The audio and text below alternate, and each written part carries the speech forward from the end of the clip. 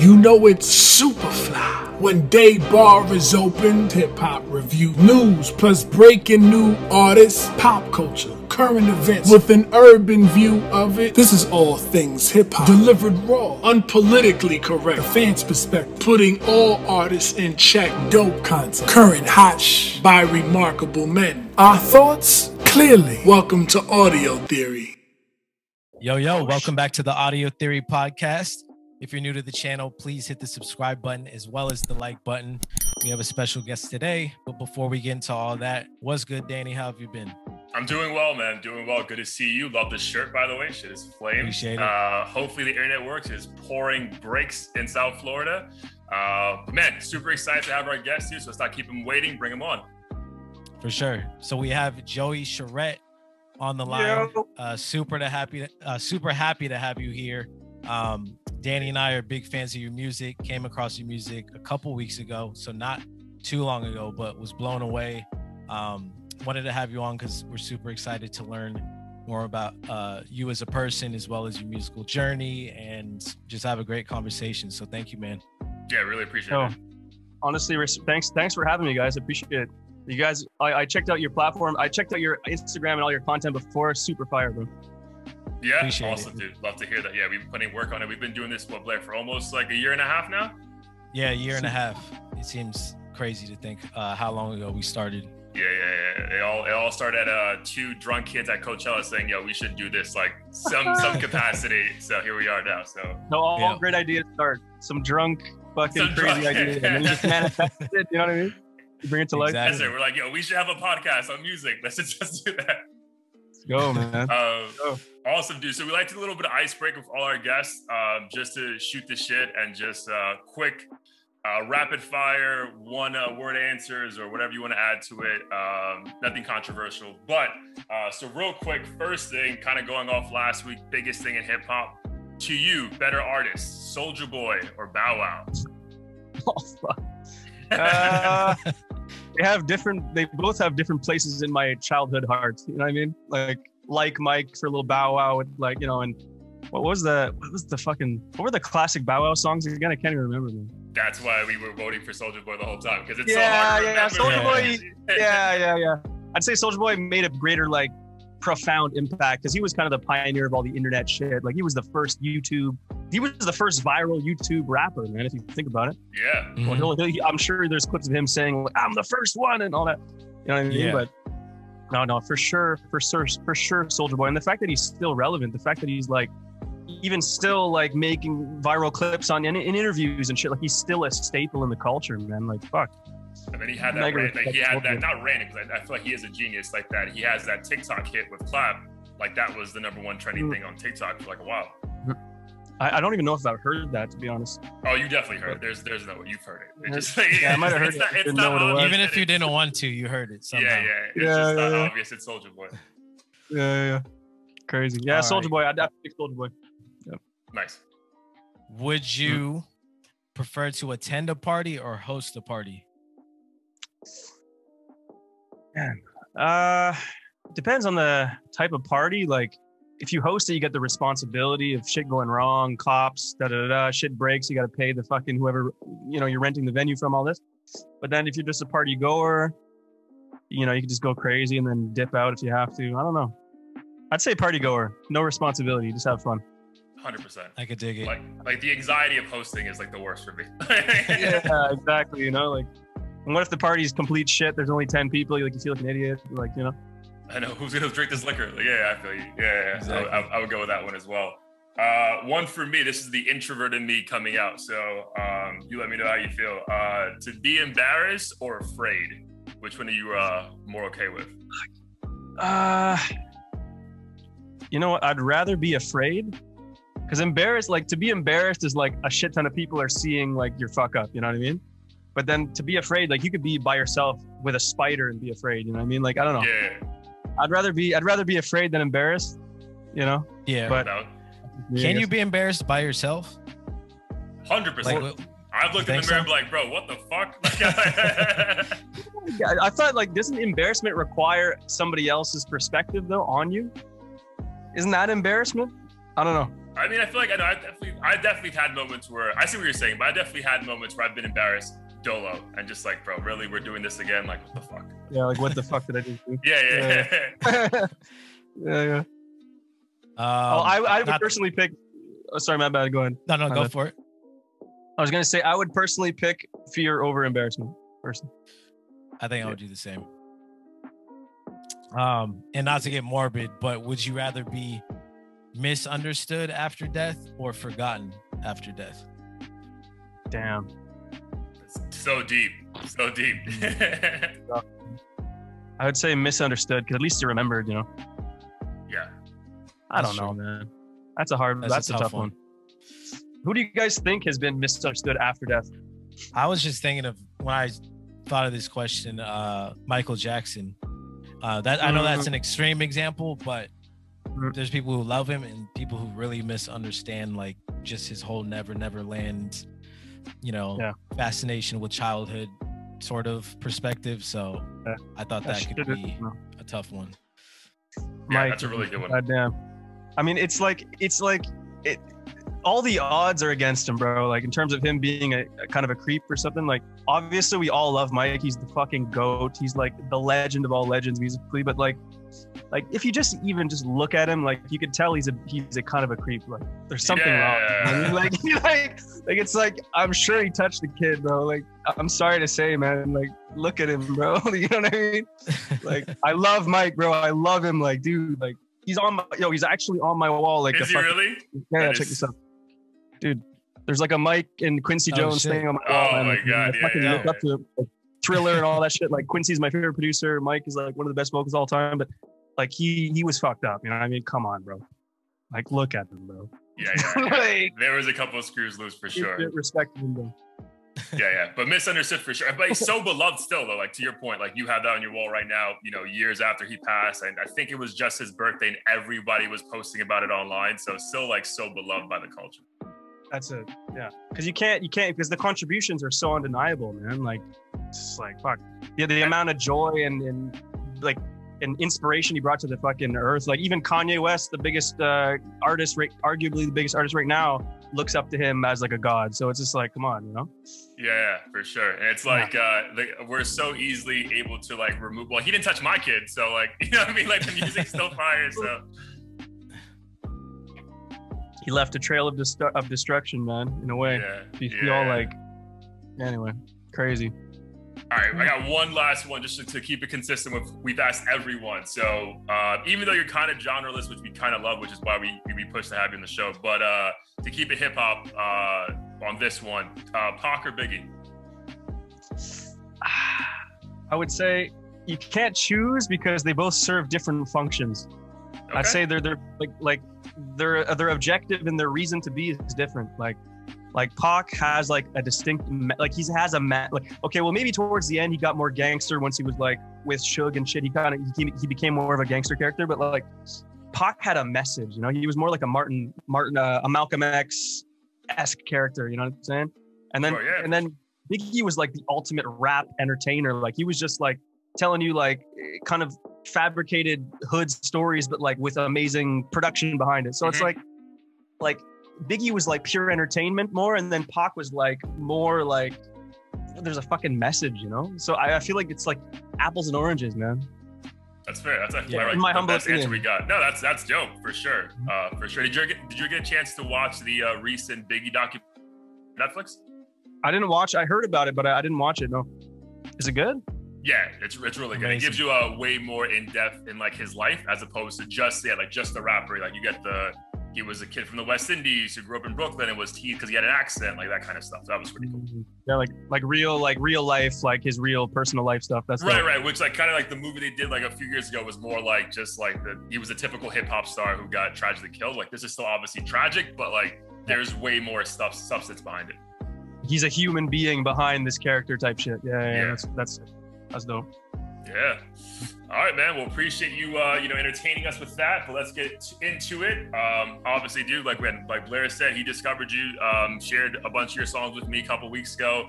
was playing that in the gym nonstop. I'm sure people were like, yo, why is he like bench pressing to like About Us? Like it doesn't go together, but fuck it was fine. You got to bench press to My Life, bro, not About Us. It was played after My Life. Yeah, after. Oh, that's awesome. So yeah, man. In a quick little synopsis, let the fans know like who is Joey Sherrett, and you know, what do you kind of stand for, and what are you trying to do over these next years to come in the music industry? Fuck, man. You know what I like to say is like the same way that like Outkast, NERD, early Kanye, fucking like Dr. Dre in his prime, like all these guys like blended genres together and just like made really fire, kind of timeless, genreless shit. That's what I want to do. That's what I want to continue to like, you know, carry the torch. That's what I want to continue to bring to the table, you know, like just genreless shit that you can still listen to in 5 years. And that has like my personal life sprinkled into it, you know. So it's coming from a real place. It's not just like, but you know what I mean, which is definitely fun sometimes. And like, there's so many more people offering that, like, but there's less people offering to you. Like Outkast doesn't exist anymore. You know what I mean? And like that, like nobody's offering that. So like, I'm gonna try to fill that void, type shit, you know? Yeah. And do you feel like that's the genreless approach is easier nowadays than it was before? Or do you think it's not the case? You know what's crazy? I feel like nowadays, because of the internet, that there's an audience for everybody. Like, like anything is possible now. Like you could literally like, you could be the most gully fucking trapped out, drilled out dude, have a huge audience. You could be like the most hyper pop, like candied, like Playboy Cardi affected voice and have your crazy audience, like, or you could just be like straight like pop, corny, like corny is relative, but you could be, you know what I mean? Like you could be whatever the hell you want to be, and there's gonna be a big audience for you because of the internet. So, like, people will find you, yeah. You know what I'm saying? So like you can do anything now, as long as I feel like as long as there's conviction behind it and there's like a clear vision. Like if you can stay consistent and you see where your audience is and you hone into that, like you can do it now because of the internet. Yeah, 100%. I don't know.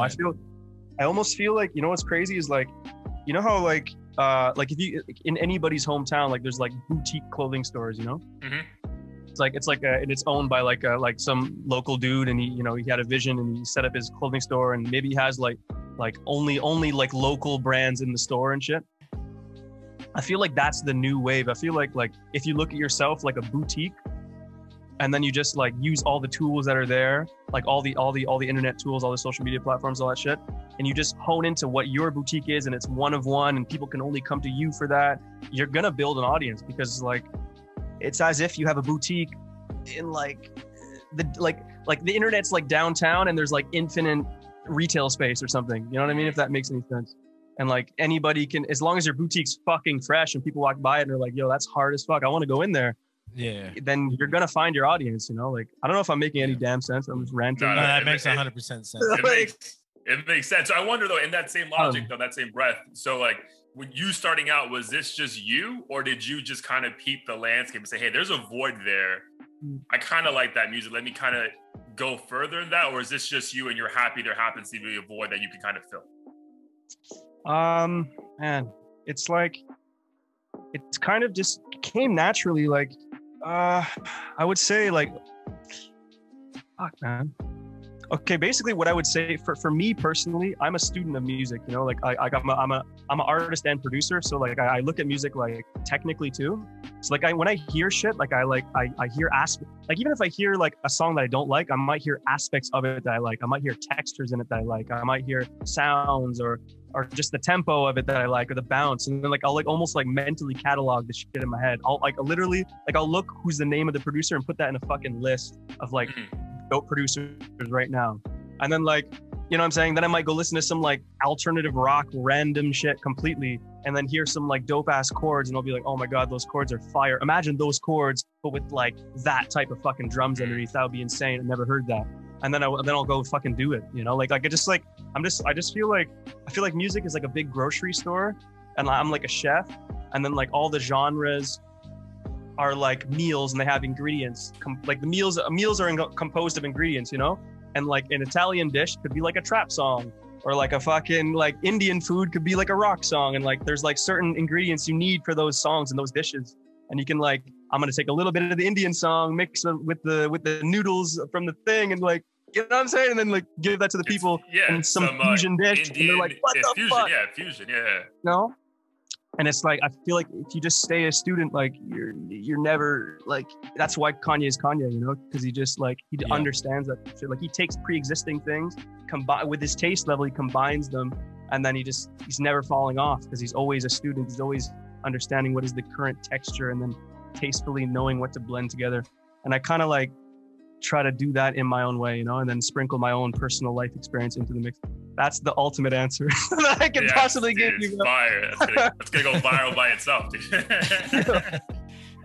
So then, like, since your style is so eclectic and unique, what is your creative process like? Because I feel like if you're, say, a trap rapper, it's relatively simple. Throw on a dope ass hard hitting beat and then rap about selling fucking lean or something. But for you, I feel like each song sounds so different.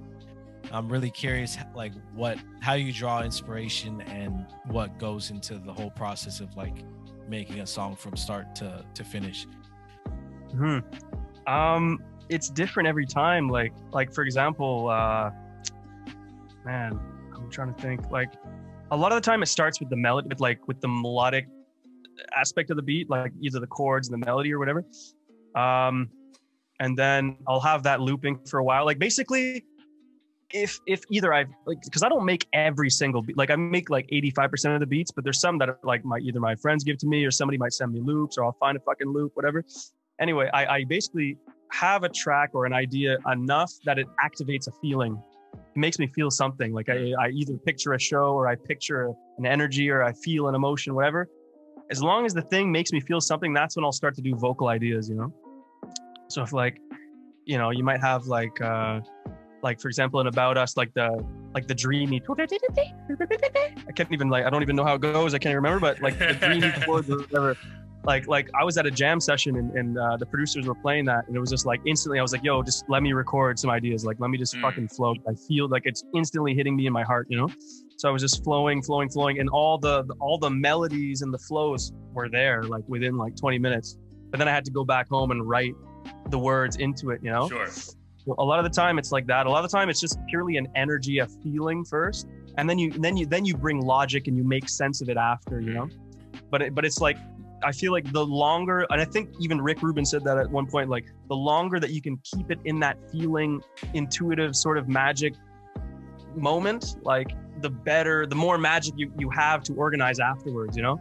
If that makes any sense. Because like, I feel like it's like, music is like part, like literally like universe blessing your ass magic type shit. Like you can't quantify it. Like you can't, like that's why like certain hit makers or whatever, it's like they're not like machines. They can't just make insane number ones one up, because part of it is magic of the universe. Like you can't fucking recreate that, you know? Half of it is like magic of the universe is flowing through you, and then after you're organizing what it gave you, you know? That makes fucking sense, bro. No, that makes sense. Dude, you're hitting for sure. Yeah. You've mentioned so many names in this like first 5 minutes of like legends: Quincy, Michael, Kanye, Outkast. So like obviously you're clearly a student of everything. Was there one moment though that you were like, fuck man, I just love this artist and I gotta do something as close to this as possible?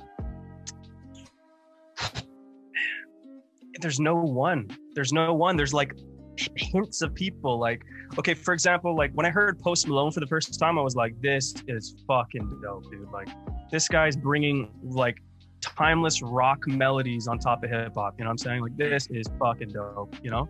Even if it is kind of more for like a frat boy crowd or whatever the fuck, I don't know, like who cares, you know? I don't give a shit about these like racial distinctions, but like if we look at the show, it's a lot of white dudes, you know what I mean? Yeah. I mean, most like, let's be real, you know, most like festivals, to be honest, is kind of like that right now. That's true. But I'm just talking like if you look at his show at the arena, like his show, not the festival, like it's like a bunch of white girls and stuff. But anyway, when I heard Post Malone for the first time, man, I was like, this guy's doing some fire, timeless melodies. Like he could do this on guitar, no beat, and it would still be fucking fire, you know? He was bringing that like timeless melody songwriting to on top of trap beats, which was super cool, you know? And then even like XXXTentacion, like he was bringing like emo fucking energy, super hyper emotional on top of trap beats, but like blended a new way. And even like punk shit too on hip hop.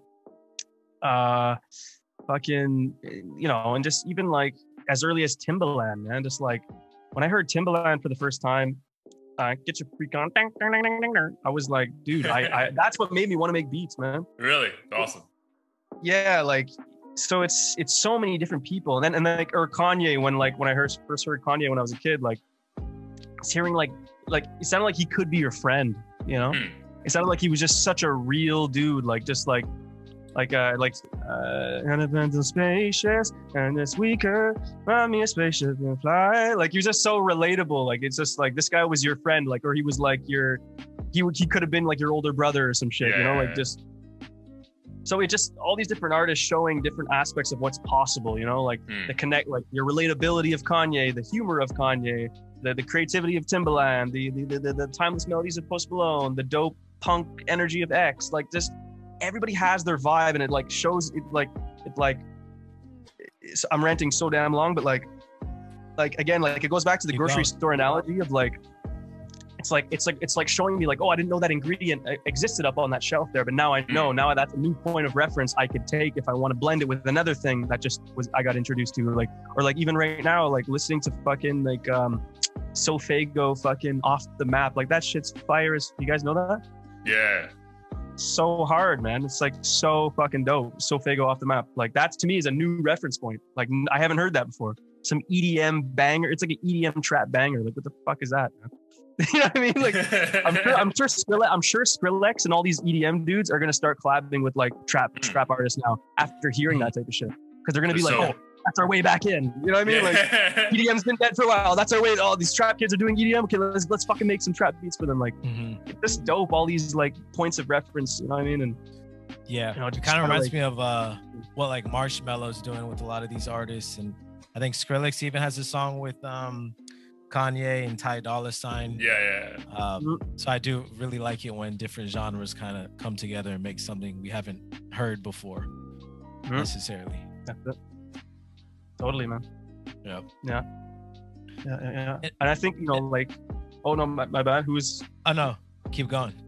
Okay, my bad. I was just gonna say one last reference point, like Quentin Tarantino, like he is like a prime example of a guy who just like takes dope shit and combines it in his own way and then puts his own life into it. You know what I'm saying?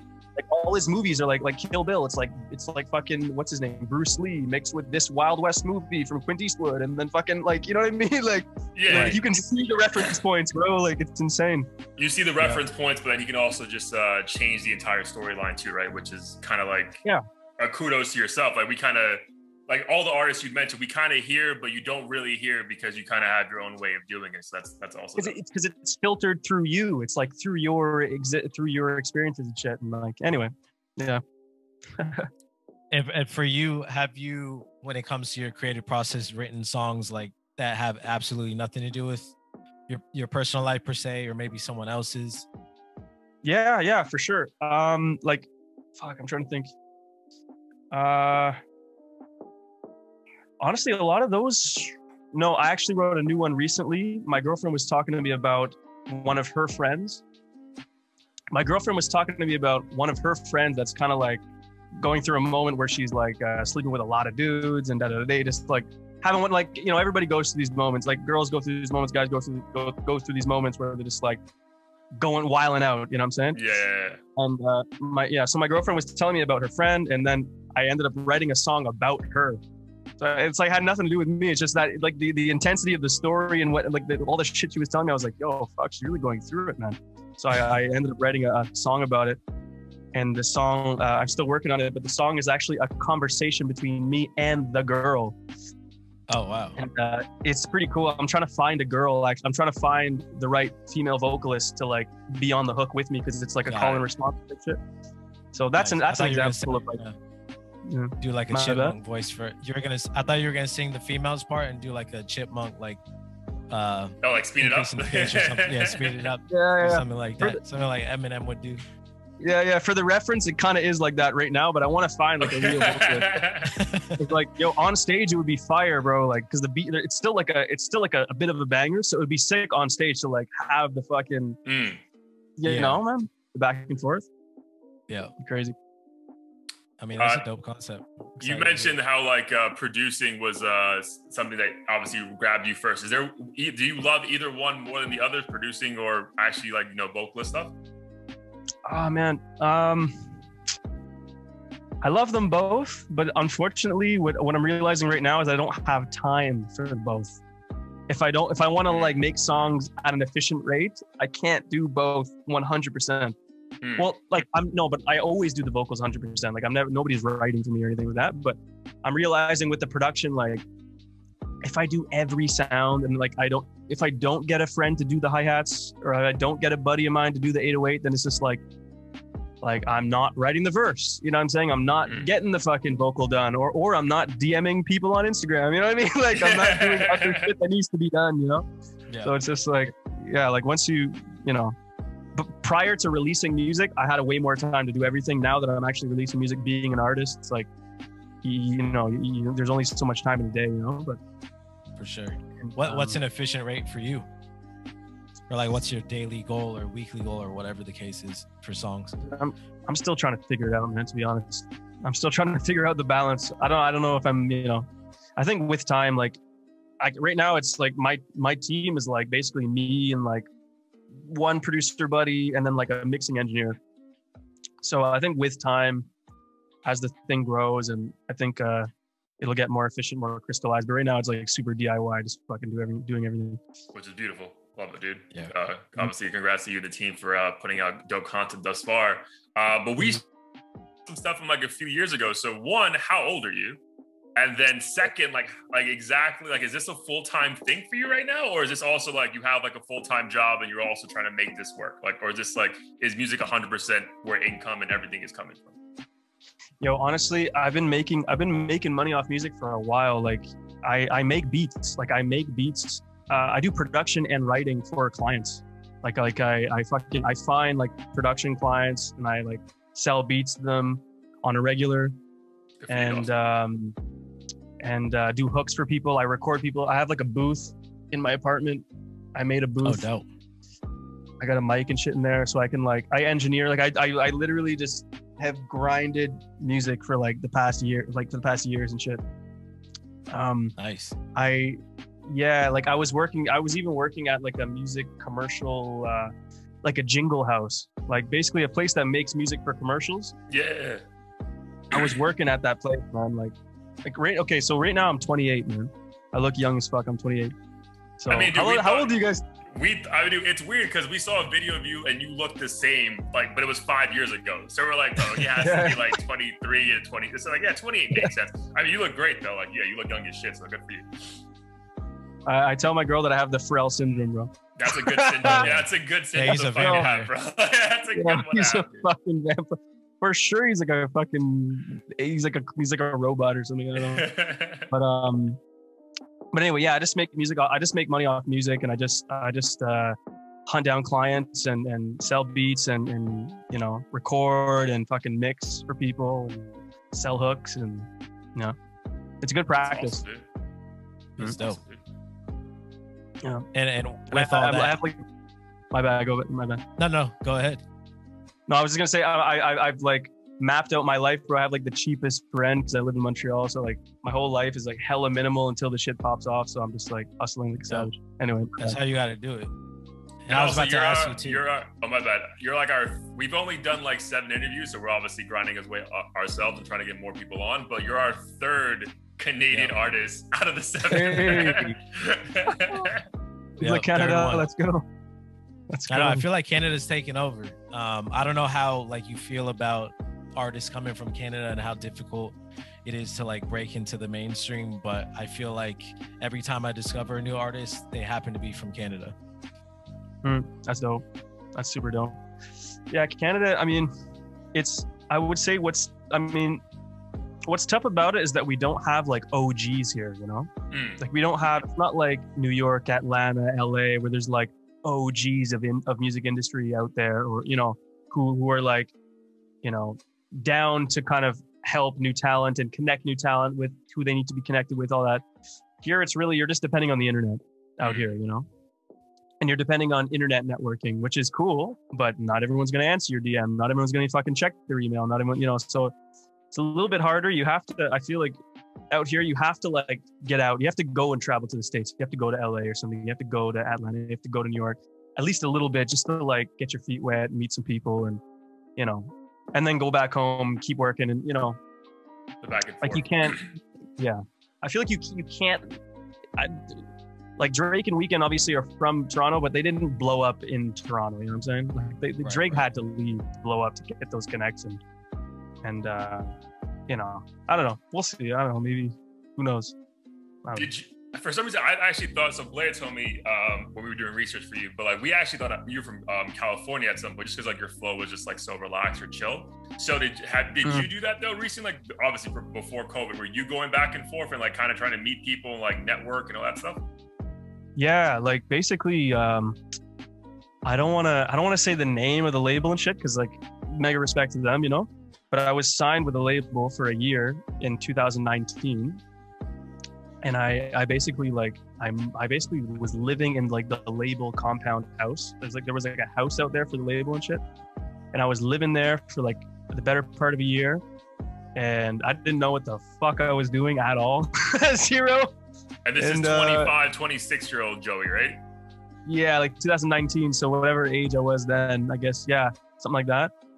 And long story short, I had no music yet at the time. I got signed because of basically there was an A&R guy who was playing music on his who was listening to music on his Instagram live. He was like, send me music. Oh man, we're gonna turn shit up. Let's go. And I sent my fucking song to this guy, and he played My Life. He played an early version of My Life. My Life's fucking old, bro. And he played My Life, and he was like, whoa, Jesus, okay, well. And he like starred my email, and then he contacted me afterwards, and I got signed to this fucking label. That's sick. And it was really cool. It was more of like a development deal, so I didn't get like some crazy advance and shit. Sure.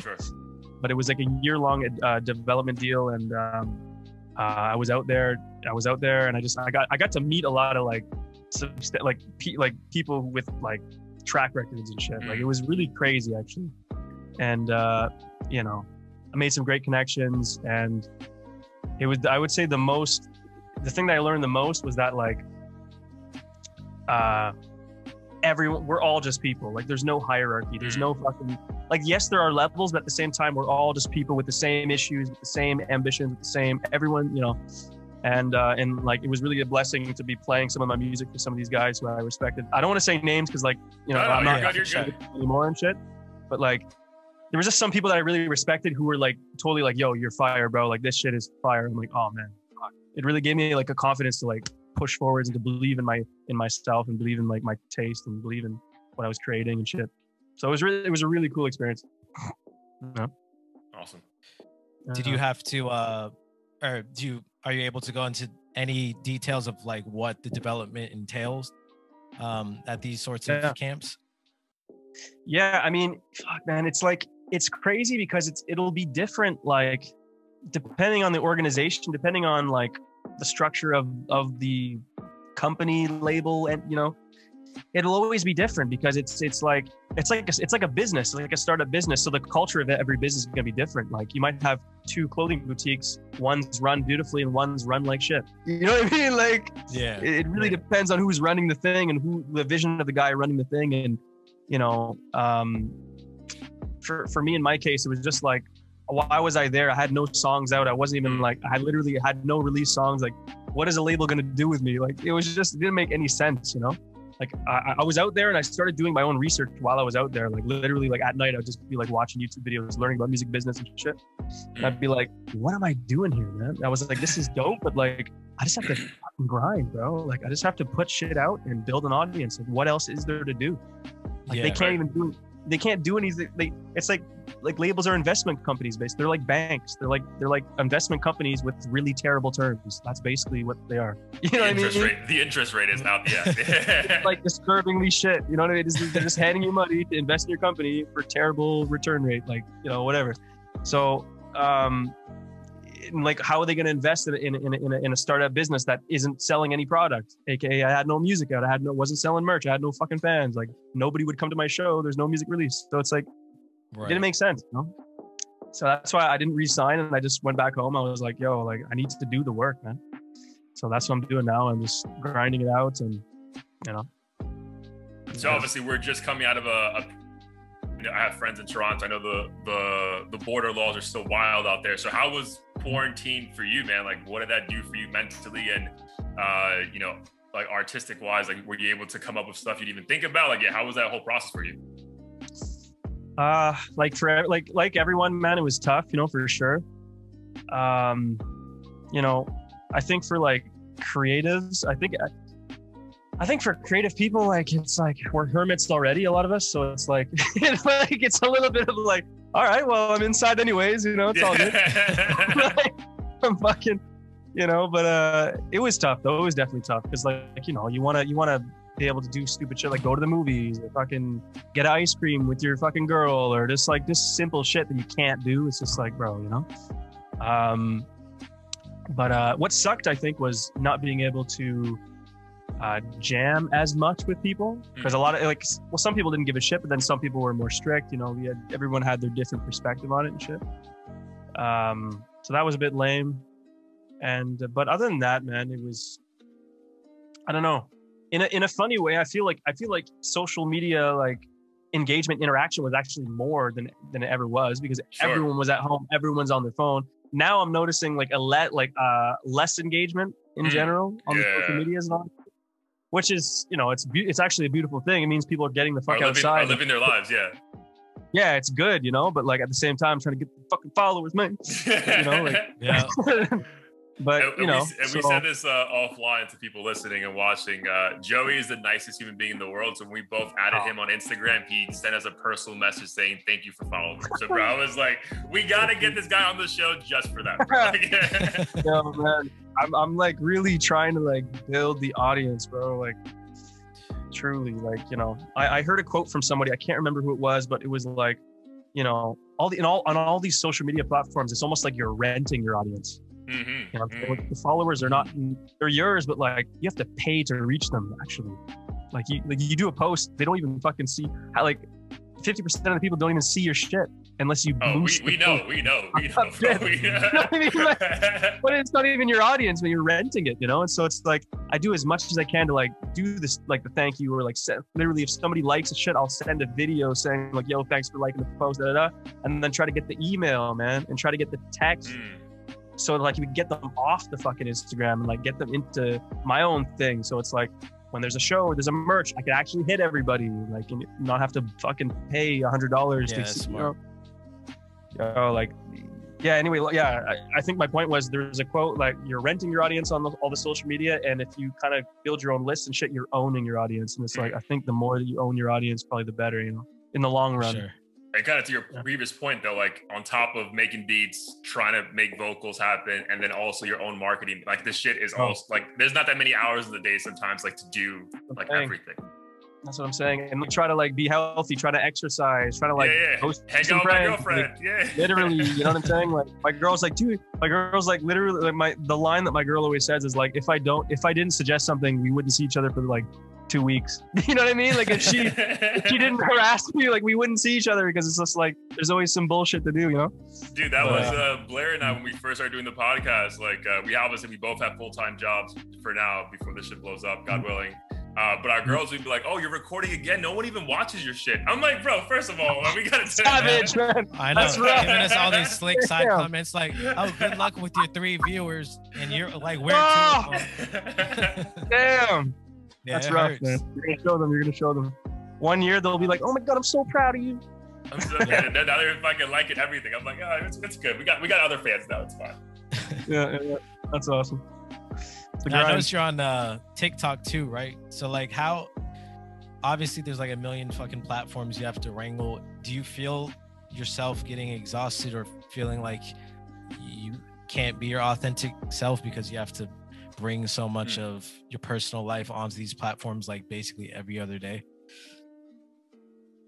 Man, that's crazy that you say that, because that's how I've been pausing on like the Instagram stories, man. Like I haven't done a story in like a little bit because of that, what you just mentioned. Like I'm just burnt a little bit, like sometimes like you need to just get off this shit, like, and just, like keep your feelings or your emotions to yourself for like a good while. Like let yourself marinate with your own perspectives and feelings, But no, it's for sure, man. It's for sure. Like I'd say for TikTok, I feel is more an entertainment thing. So it's a little bit more surface. Like I feel like it's less like personal. Like some people make their shit personal there, but I don't know. I feel like people are on TikTok because they just want to laugh and smile and be like, fuck around a little bit. Yeah. It's more like a release, TikTok, I feel, but it can be tiring, man, for sure. And, the social media is like, holy shit, after a while, like, but like, I feel like taking breaks too from social media is okay, because the moment that you come back with a dope piece of content, people are like, they forget that you were even gone. If you come back with a dope song, with a dope fucking piece of dope video content, a dope post, and then you do a couple stories after, it's like, it's back to normal. So like, I'm not too worried about it, Yeah, for sure. It's funny, like you said, the TikTok is like the entertainment thing because it's all about like dance moves and stuff like that. If we go back to the first topic of Soulja Boy, if we think about it, Soulja Boy really was the first one doing that, because he really had the whole like. I remember being in my freshman dorm room doing on YouTube videos like how to learn the dance. It's fucking wild. Like, well, Soulja Boy, they forced us to do that shit in college. That's how extreme it got. Yeah, it was like part of our college orientation. You could like, what's wrong with you? Yeah, that's crazy. No, shout out to Soulja Boy, man. The first one. I kind of want to go back to something real quick, because obviously I love again that you're so genreless and you have your own unique sound. You mentioned there's not a lot of OGs in Montreal. Was there a Montreal hip hop sound though? Like if I were to go to is there like what's bumping on the radio? Even I don't know what's the radio anymore. But like what is the sound of Montreal if you had to kind of put it in some kind of box? Man, it's a hard question because Montreal's an interesting place in the sense that like it's kind of like cut in half in a way because of the language. There's French and English. Right. Yeah, like there's some French rappers who literally never rap in English, and there's some rappers that only rap in English, never in French, and like there's some guys who there's a whole massive quantity of kids who just want to listen to French rap, you know what I'm saying? And then a bunch of kids who don't listen to French rap at all. So it's kind of like segmented a little bit in Montreal. And I feel like, I don't want to say my true thoughts because I'm going to sound like a bastard, bro. It's fine. I'm going to say it anyway. They don't play us in Montreal. I don't care. I'm going to say it anyway. There's basically, like, if I'm being super real, like, I feel like a lot of the Montreal vibe is just, and I think this is true everywhere. A lot of the Montreal vibe is just kind of copying whatever's hot in other, whatever is the trendy thing, I'm saying, is just, it's kind of like the watered down version of that. So it's just, it's like kind of fans of whoever's hot making music. It's not really, but that's everywhere. Like every town, literally, I don't know. Mm-hmm. There's no, we get it. We can decide for that. Yeah. Okay. Mega respect to everybody, though. Mega respect to everybody making music and expressing themselves. Straight up. Do you think it's toxic though, or do you think it's just unoriginal? I don't think it's toxic. I think it's just people having fun. Like I think that's a beautiful thing. But if you're saying in terms of like there's a sound and inspiration and somebody really trailblazing, I'm not sure about that. You know what I mean? Like, but like if we're talking about trailblazing and somebody who has their own sound, I'd say Kaytranada. He's from Montreal. Super fire. Yeah. I think he just won a Grammy this year, right? Yeah, exactly. Mega shout out to fucking Kaytra for his new Grammy on his latest album. Such a beast. He has his own sound 100%. But I wouldn't say that's the sound of Montreal. That's the sound of him, and he just happens to be from Montreal. Got it. Right. And then like guys like Arcade Fire, which is just like, oh my god, beasts. But like Classics. It's not hip hop, but it's amazing. They're from Montreal. Yeah, I wouldn't say Montreal has a sound. Long story short, I think it froze for a second. Oh, okay, I'll come back. There he is. You broke up for a second. You said it one more time? Long story short, and then it broke up. Oh, my bad. Yeah, Super my bad. short story. No, you're fine. You're fine. No, I was just basically saying that. Long story short, I don't think Montreal itself as a whole has any distinct sound, but I think there are people from Montreal that have their own distinct sounds. They're kind of like charting their own path, vis-a-vis, almost like you're kind of doing. Kind of thing, yeah. Yeah, got it. So, do you speak French, by the way? Like, is that like a normal thing, or is it like a very like this part of the city speaks French, this part of the city is like the more like British English side of it? Je parlais un peu. Je comprends plus que parler, mais it means that I understand more. I understand more than I can speak. Sure. Okay. Et, ma blonde est extrême français. Elle est vraiment québécoise. Et toute la famille de ma blonde est français. I'm saying basically my girlfriend's super French. All her family's French. So I'm learning slowly with my girlfriend, you know. You got to practice with them. Yeah. You want to come out with a French track anytime soon? Can't do it, man. Just throw it I'm trying to go international, man. I'm trying to like, you know, I'm trying to get the States, man. A sequel to Kanye's Niggas in Paris. Oh, yeah. Des nègres en France. Des nègres en France. That's great. Yeah, play your camera turned off for a second. Yeah, I think yeah. I don't know what happened. Okay. Maybe, you know, who knows? Maybe one day, man. Not as of now, no, but like maybe one day. I'm open to it. Word. Looking forward to it. Dude, so we can get into some content now, because obviously, I mean, that's really what attracted us to you in the first place. And obviously, getting to know you just seem like the most, like you could be one of our friends, like the most chill dude ever. But appreciate it, dog. We're a little bit older than you, by the way, but it's fine. We won't get into that. But content-wise, man, so you obviously just dropped a track this past week, and Keep Your Head Down, right? Is the exact title of the track? Yeah, Head Down. Yeah. So like, Head Down. Great. Jumped to like one of my top 3 songs of you thus far that I play constantly on Apple Music. So give us some insight on that track itself for anyone who has, and let us know like kind of what you're what you're kind of trying to go towards. I think you hinted at on a story recently you have like more music coming out. Yeah, man. You want me to explain what Head Down is or what's coming up, or? Well, yeah. First, what Head Down is, like the concept, the meaning and, like, behind that was. Yeah. Okay, Head Down. I put my head down. Basically, honestly, I wrote the first draft of that song when I was in at the house of that label in LA, and it was my first experience being like entrenched in like that music industry energy, because it's really like there's a obviously LA is very diverse and there's so many pockets of the culture and all that, but like certain pockets of the music industry culture in LA are like very toxic, man, if I'm going to use that word, like there's some energies in it. There's some vibes in that little pocket that are like really like leechy and like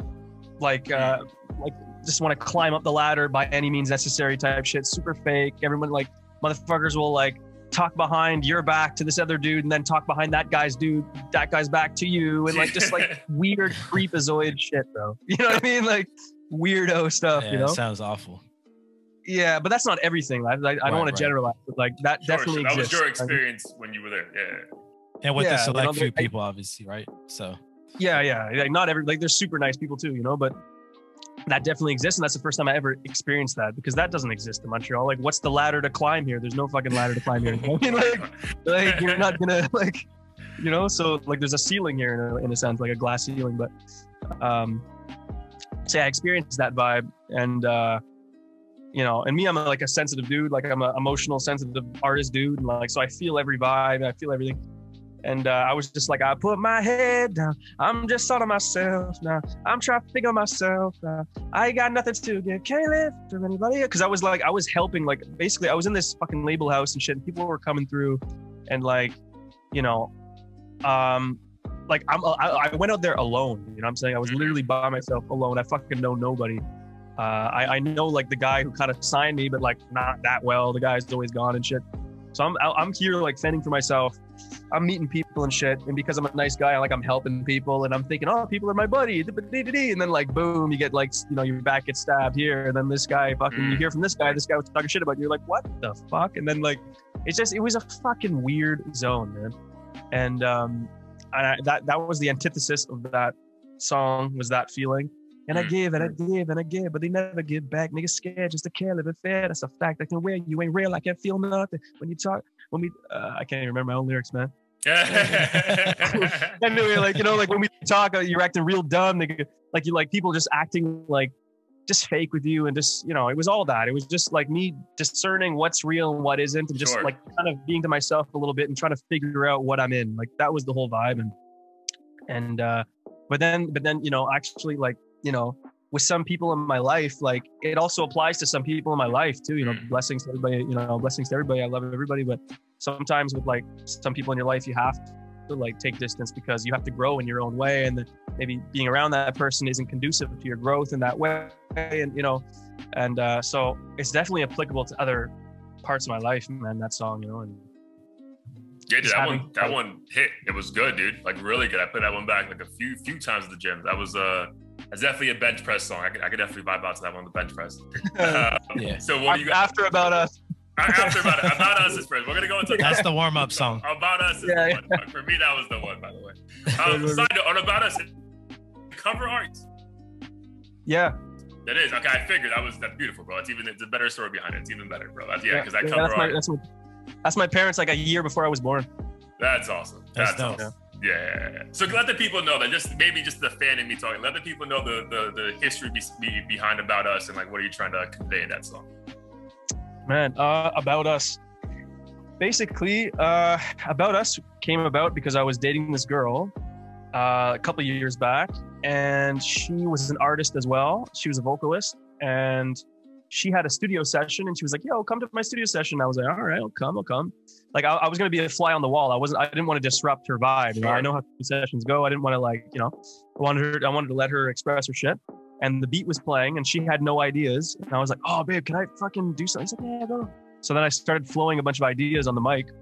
And this was the first time I ever jammed with these producers, and they were like, "What the dude? He's killing it." You know what I mean? They didn't stop the recording, and it like looped, and they kept going, and like all the melodies were like done in like 2 takes or something. Like all the melodies and the flows, you know. And then my girlfriend at that point was just like, "Bro, this is your song, man." Like, yo, like I didn't come here for this track, man, because at first it wasn't my vibe, you know. I wasn't at the time. I wasn't sure if I wanted to do that R&B-ish vibe, you know. Mm-hmm. But with time, I just realized, man, like I just got to do whatever. Like if it's part of me, I should do it. You know, I'm not gonna hold back my creativity, you know. And like look at Drake. He's fucking singing songs, rapping songs. Like it's like, what the fuck, dude? Like we're not back in the 90s where you can only do one thing. You know what I mean? So that's the story of that. It was my girls' sessions, my girls' beat at the time, not my girl anymore, but at the time, and you know, I kind of just went in and she gave it to me. Awesome, dude. Yeah, that song is definitely my top 3. I think for me, top 3 Joey Sherrett songs right now, or no order, but definitely number 1 is definitely going to be that one. It is. The other one is Wrist. Wrist, is it? On Wrist. On Wrist. Yeah, that was hard. That was hard. And then the other one, I think I get confused because, again, obviously, like I know there's not that much content out right now. On the song Jade, are you featured on it, or is that your song? No, that's a song that I did. That's a song that I'm featured on. Okay. Jade. Yeah. It's a dope song. That's dope, dude. Cool. The production is like, it feels like a fucking movie. Like it's just yeah, shit's sick. Yeah. Yeah, that was actually a song that I was featured on like before I had released any music. So that's like really old. That's very, very old. Like it's cool. Like no shade to my boy whose song it is, but I kind of wish it wasn't on my Spotify, because I wish my Spotify would just hella clean just my new shit. But I'm happy I did it, man. I'm happy I did it. Yeah, you know? Yeah, that was a good time. Wait, how about you? What are the top 3 Joey songs for you? So before I get into the list, I actually found out about you through the No Jumper live stream. They played On Wrist. Hey, and like a lot of times, a lot of the guys who post their music on the stream, or at least the quality like varies from my personal opinion. But when I heard that shit, I was like, damn, this song sounds like a real official artist versus a lot of other guys who you can tell might be more amateur or whatever. So obviously went down the list, and I was like, all right, this dude has something going here. He's gonna be huge at some point. So on wrist, top 3, About Us and My Life. I think About Us probably up top. On wrist second, and then My Life. But like they're all basically like right behind each other. It depends on your mood. They're different songs too. Yeah, different moods. Yeah.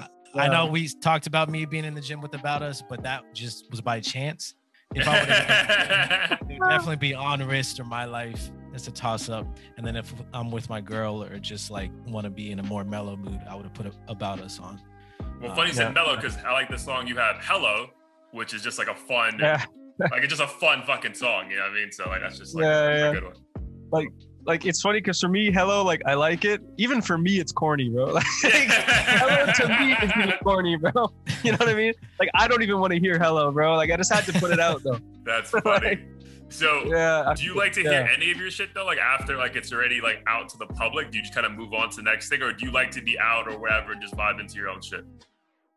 You know what? Sometimes like it depends on the vibe. Like sometimes if I'm down, if I feel down, like On Wrist or My Life actually make me feel better to hear it, you know?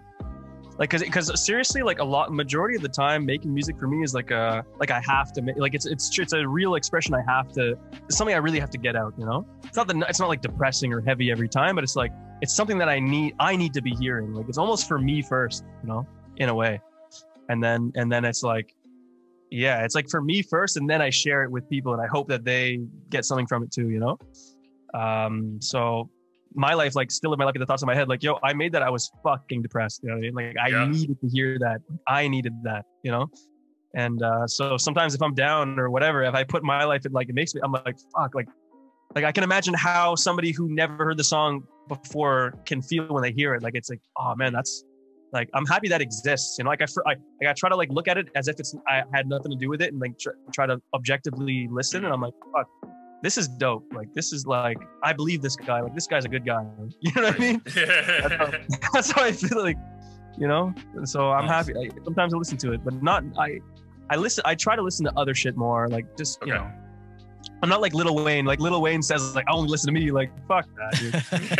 Like, you know, I'm not trying to be in my own, like, big respect to Wayne. Like, he's the fucking legend, but like, I'm not trying to be in my own bubble. Like, I want to get influenced by dope stuff and listen to like the stuff I'm working on to try to finish it, and listen to timeless shit, or go to Pitchfork and look at like the best of 2020, like just new random indie artists that like only have like 10K monthly listeners. I'm gonna listen to their fucking shit, like hear weird perspectives on music that no one's really fucking with, but like it's dope, you know, like stuff like that, man.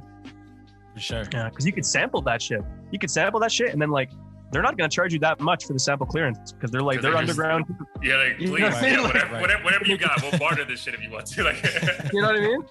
Like, I'll give you fucking 80% of the fucking shit. Like, let's just make a banger. Like, so I like to listen to weird stuff, and yeah. Nice. Yeah.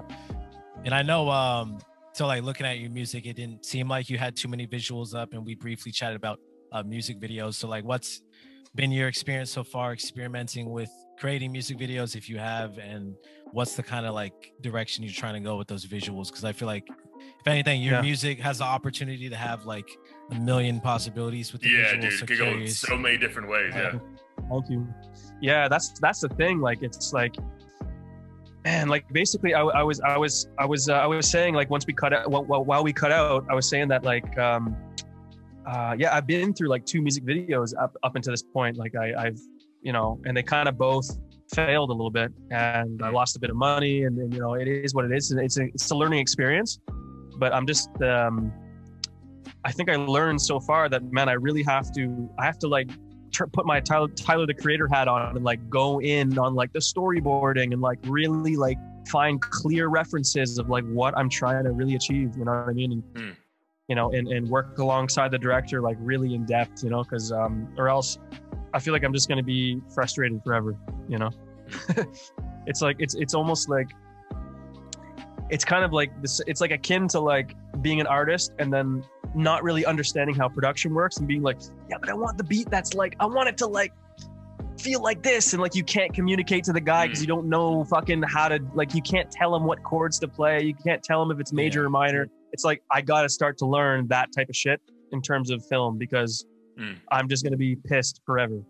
Like I'm gonna keep wasting money, and I'm never gonna have my fans are never gonna have a fucking video after fucking 1 year of fucking like, I feel bad, you know? Yeah. You know? I mean, when you say it failed, do you mean like every aspect, or was it like they did what you asked, but like just how it was what you visually envisioned? put together? Yeah, it just didn't create that like, compelling story. Yeah, no, for sure. Like, okay, to be more specific, I would say for the first video that I did, like the guys did their best. Like this is the thing. Like, I have ultimate respect for the videographers that I work with. Like, they're super nice people.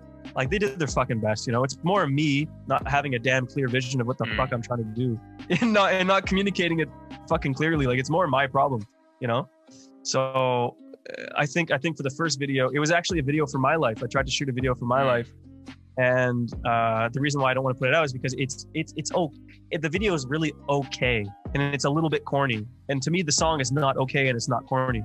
So it's like obviously we're not gonna do a fucking 100K video, you know. Like, I don't, like, no one has that kind of budget. I'm not on the fucking label, but like the video should be like, wow, like you should watch it and be like, wow, this is dope. This is fire. Even if it's minimal, even if it's like low budget, but still creative and fire and like on point. It should be like, wow, this is hard. I want to share this. Like, that should be the response. If you're watching it, you're like, it's a little corny. It's all right. Like, that's terrible. What the fuck is that? Like, you're just you're gonna watch the first 30 seconds and get the fuck out. Like, that can't be the response. You know what I mean? So I'm like, okay, like, you know. So long story short, my life is just, the concept that I had was too ambitious for the reality of the materials and the resources that we had. You know. Like, and you know, I don't want to speak for anybody, but I feel like the guys maybe accepted too much more than they could chew, and we're like, yeah, we can do it. And I feel like they probably should have told me they can't do it because I didn't know what was possible, what wasn't. You know what I mean? So it's like I'm just optimistic as fuck. Yeah, we're gonna have the hardest video of all time. Like, bro, obviously it's not. You're paying like $1,500 for the fucking video. It's not gonna be what you want it to be in your head. It's impossible. You know what I mean? For that amount of money. But you kind of needed someone to tell you that. Literally, you know, and I think, you know, again, big respects to the guys and who did that video, and I think they were trying to do their best, but it's all learning experience, man. Like, there's no failures. Everything's research and development, you know. So it's like, now I know that I have to go for more minimal but hyper, like, fucking dope but minimal videos for now until there's you know, until I'm doing shows and there's a goddamn budget and there's a fucking you know, and you can totally do that with like dope fucking editing and dope just being smart with your concept, and like, you know, it's totally doable. So I just I got just thinking about that. Oh no, sorry. No, I was done. Yeah, sorry. I was thinking about that Tyler. I know you mentioned Tyler the Creator, Cap, and I was thinking about, I forget the name of the song, but where it has the white background and he eats the cockroach and shit. Yonkers. And hangs himself. Yonkers. That video was like the most minimalist, like. But you can't get out of your head. You know what I mean? That's what I mean. Like minimal dope. Like exactly. That's what I think in my head too. Like that, or like even like, well, the Billie Eilish video, you need a budget for that. But like when she's just sitting in a chair and she drinks a fucking thing and shit's coming out of her eyes, like it's one fucking shot, but it's like punches you, man. It's bold. It says something. It's like boom, here I am. I have something new to offer. I'm a different perspective. Welcome to my world type shit. Like, I need some shit like that, you know, like some fucking bold, simple fire shit that like you want to play again and you want to share it. Like, that's what, you know, otherwise don't even put a video. Like, at least that's how I feel. You know, for me, everyone's different. Everyone has a different product. Everyone's different, like, representation of themselves. But that's for me, like, so I'm going to find it. I'm going to crack the code on this shit. We got faith. Nice. Yeah, your coming out party has to come correct for sure. Just, I mean, one last question for me. I know we don't want to take up too much of your time, but as far as like you mentioned like labels and obviously budget wise, like just right now. So like, what is your ultimate goal in this? Like what do you want to get to? Do you just want to be, again, fill a void that you have enough fans to make a living, or are you trying to get to a level like you're like, I have people under me? Like, what are you trying to achieve? Man, like there's like levels to it. Like there's almost like chapters, you know, like the first chapter, I just want to be able to do like theater tours, you know, like, my God, should I show you this? Okay, I'm gonna show you guys. Yeah, for sure. Okay, so on my wall here, hold on. Yeah. I have like, this is my mission Love it. wall. Oh shit. I love it. Right there, that's a picture of Travis in a theater. I fucking love it. That's the first mission, is just to get to that point of like being able to do a theater fucking tour, man. And like that takes some fucking time, man. That takes some time. That takes a nice amount of content. That takes some like fucking songs that ring off, that go off. Like that might not happen for 3 years. Like who the fuck knows? You know what I mean? Yeah. But that's the first goal, you know? Because the thing is with this music shit, if you do it, I feel like intuitively, I feel like if you do it correctly, like it's almost like an exponential curve. So the beginning's hella slow, but then if you catch something, boom, and then it goes boom, and then boom, boom, boom, you know? I think, maybe fucking not. And then some people, they catch that shit and then it go, you know? So it's all, who knows? But I feel like once I'm able to do the theater thing, the rest is easier. Because then you can do, like people will accept a feature from you. People will, you can open up for fucking Weekend. You know what I'm saying? You can open up for fucking this other bigger artist, Trippie Redd or some shit. Like you can do those things because you can be like, look, I will bring fans. I'm able to do a theater tour. I will bring fans to the show. I actually have a value. Like it's an exchange. You're not just giving me fans. It's an exchange. Like, Right. You know what I'm saying? So it's like, that's the first mission, is like building up the fucking music in the momentum and the vibe and the audience and the supporters, fans, whatever. Up to a theater level, man, and just be able to rock that shit and kill it. And that's chapter one. That takes time, man. You know, that is like a 2.5 years of solid fucking grinding, maybe even, you know. Who knows? It might take more than that. But so that's chapter one. Chapter two is like, oh man, I don't even want to put this shit in the air because like I don't want to jinx myself. I don't want someone to put a curse on me and be like, you'll never be able to do it. Like somebody, like, no, but I'm gonna say anyway. Like basically, like I would love one day, man. Like I have some songs on my laptop that like I can't release until there's a big audience. You know, like I don't want to release it until there's a big audience, because maybe I should. Maybe that'll bring the big audience. But some songs that are like timeless shit, you know, and like I would love to do some straight like Weekend Ed Sheeran fucking Bell Center shit, man. One day, like not because of ego, not because I want to be the biggest, more just because like, I want to do like the most dopest, beautifulest, wickedest melodies, sing along shit that makes people feel good, mixed with genre that they didn't see before, just like brings people together in the crowd. There's like black dudes, white dudes, Asian, young, old, gay, straight, this, that, like everyone's in the shit, singing the same shit, you know, for a good purpose. The meaning of the song is fucking uplifting, you know. I'm like, I just want to do that. You know what I'm saying? Like I want to make somebody feel the same way I felt about seeing Kanye do Jesus Walks on stage when I was a kid. Like when I saw Kanye doing Jesus Walks on stage, I think he was doing like some Pepsi show or something, and he was like running. At one point he was like running across the stage. I don't know if you guys saw that. There's a performance where he's like literally running across the stage like fucking a beast. Like he's so into it. He's so passionate, man. It was like so inspiring. You know what I mean? Like it was just like, yo, this guy's a fucking musical superhero or something. And but it wasn't to like praise him. It was like, it made you feel like, yo, I want to do some dope shit too, you know? Yeah. It's uplifting, you know? And like, I want some kid to feel, even if it's just one kid, I want one kid to feel that same vibe. Because Kanye he's not doing that anymore. Now he's an older guy. Like it's not his job to do that anymore. You know what I'm saying? Like everyone has their time. Right. He inspired you. Like he inspired our generation to do the next. Yeah. And eventually it will not be my time. You know what I'm saying? Like it's not Pharrell's time anymore in terms of music. Like he passed it off to a Tyler the Creator. He passed it off. So it's like, or Outkast, they passed it off. Like nobody's gonna do Sorry Miss Jackson, who, like, you know what I mean? So it's like, I want to fucking bring that sauce, man. I want to like carry that torch for all those dudes, the same feelings and the inspiration they gave me. I want to pass it on because we have to do that. Somebody has to do that, you know, and somebody has to do that. So I would love to do that, you know. That's the ultimate mission, you know. For sure. Yeah. I mean, based on like anyone I've encountered on Instagram or talked to, I feel like you have the clearest plan in terms of like achieving these goals. Like you have the visuals on the wall and you're trying to manifest it and reaching out to your fans individually.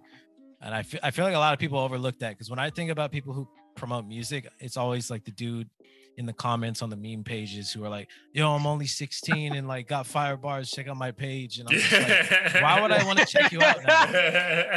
Yeah, like, you paid for a bot to do that. You paid a bot to like spam everybody. Exactly. Yeah. And it just doesn't feel like the person cares about their craft, like they're just trying to get on like immediately. Whereas with you, like you're obviously taking time out of your day to communicate with people. So it's not, it comes across as more genuine and like you actually are passionate about your craft. And obviously you want a bigger audience so that you can share your music with more people. But I feel like you know like exactly what you need to do to get there. It's just a matter of time. Yeah, but the intention of your the goal would be the best artist is so clear, which is a beautiful thing to see. Yeah, appreciate that. Both of you guys appreciate that beyond belief. Seriously, it's it's like it feels good that you guys are saying that, because it's like it's being recognized. You know what I mean? Because that's everything you guys just said is the intention, and the fact that it's recognized, it feels good, man. Because dude, this is fucked up. Look at this. Look at this. I have guess what these are? Is that like the microphone covers? Yeah, microphone foam or something. They're fucking thumb fucking gloves, bro. Do you understand why I have these? Because I fucking message so much. I so hard on the messaging that my thumbs hurt. Do you understand? I have fucking gloves for my thumbs, bro, because my fucking thumbs are in pain from messaging individually. You don't understand, bro. I thought you gotta get a copy and paste. Not a joke. Yeah. No, when you responded to me, I'm like, damn, he responded in like 5 minutes. I know his thumbs hurt. Bro. Yo, I can see why you need a break from this shit now every once in a while, because Jesus. That's why I haven't been doing stories the past couple of days. I'm just like, hey, I have no more energy for this. I'm recovering. I tore my ACL, but not really. My thumbs hurt. My mental ACL, man. But like literally, like I don't know if I don't know. I didn't say this to you guys. So this is somebody else on FaceTime today. I had like 2 weeks ago or 3 weeks ago, I messaged every single follower that I have. Like 2K, it's like 2K 800 or something. I messaged every individual person to get their email so I could do the email list and all that shit. I hand fucking message all of them, bro. That's why I had these. I bought these for that purpose, because I could only do like 400 a day or something. It was like disturbing after a while. I was like, okay, bro, I have to put my phone down. My whole hand hurts. Like, you know? That's dedication. Yeah, dedication. We're going in. Yep. That's awesome, man. Joey, man, we obviously fucking appreciate you, dude. Like, this has been a great hour and change. Like, again, from the moment we hit you up to now, man, like you've been consistent with who you are, dog, and that's all you can ask from an artist. So obviously we hope to have you back in the future when you got 1 million followers and your theater tours, and we get, the free backstage passes, because, we helped a little bit. For sure, bro. Instant VIP, everything, man. Side stage, turning up. Yeah, we got you. We'll have a side at everything. But obviously, this is also time for you to plug away and let people know where they can find you and what you have coming up next, so they can look out for it. Yeah, absolutely. Yeah, you guys can follow me at Joey Sherrett, JoeySherrett on all platforms. Joey Sherrett, TikTok, Instagram, Facebook, YouTube. I'm releasing like a new song, at least one new song every month. That's the goal. And visuals coming soon, content, regular content, reels, TikToks, YouTube performances, all sorts of shit. So subscribe. Fire shit's coming. I will not stop until we're doing a theater tour, so you guys can be a part of the journey. And let's do it. Amazing, dude. Amazing. Nice, man.